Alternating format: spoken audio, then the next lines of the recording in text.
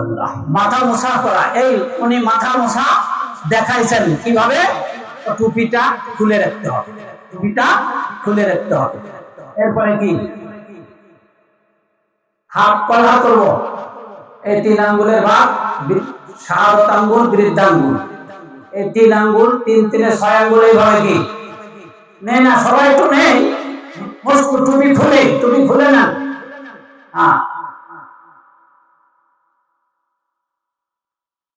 আমরা এভাবে শিখছি, আলহামদুলিল্লাহ, আমাদেরকে শেখানো হয়েছে এবং এখনো শেখানো হয়, এখনো শেখানো হয়।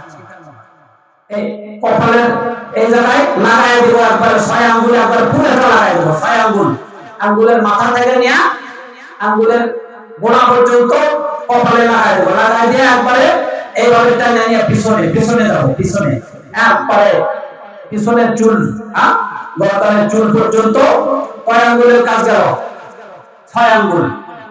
এরপরে হাতের তালু বাকি আছে, ওই পিছন থেকে তালু দিয়ে 2 সাইড দিয়ে কি টানে নিয়ে আসবো। কি মনে হয় মাথার কোন অংশ বাকি আছে? এরপরে কিডনি আঙ্গুল দিয়ে কি করব?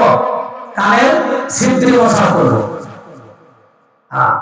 এরপরে এই শাহাদাত আঙ্গুল দিয়ে কানের ভেতরের পেঁয়াজগুলি কি মোছা করব। এরপরে বৃদ্ধা আঙ্গুল দিয়ে কানের পিঠ মোছা করব। এরপরে হাতের পিঠ দিয়া গর্দান মোছা করব। অনেকে হুলকুল মোছা করতেছে।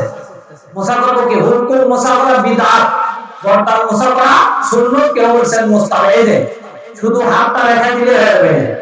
যখন এরকম করবো তখন গর্দান মোছা হয়ে যাবে, এটা বিদআত, গুনাহ। তাহলে সোজা এইভাবে, এইভাবে এই মাথা মোছা।